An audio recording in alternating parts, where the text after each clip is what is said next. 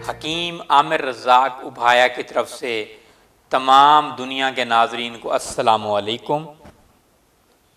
आज का मौजू अल्लाह ताला की दी हुई नेमतों में समाक पर है और समाक का हदीस शरीफ में ज़िक्र भी है।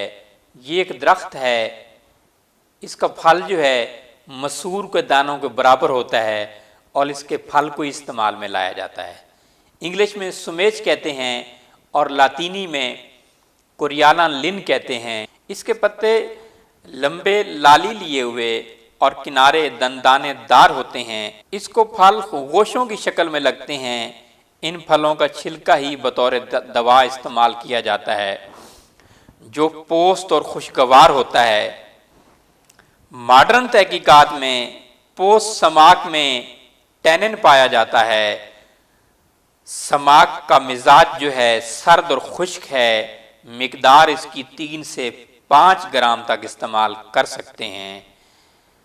पोस्ट समाक को ज़्यादातर गर्मी के दस्तों, मतली, कै, कसरत अयाम और पेशाब की ज़्यादती के लिए इस्तेमाल कराया जाता है।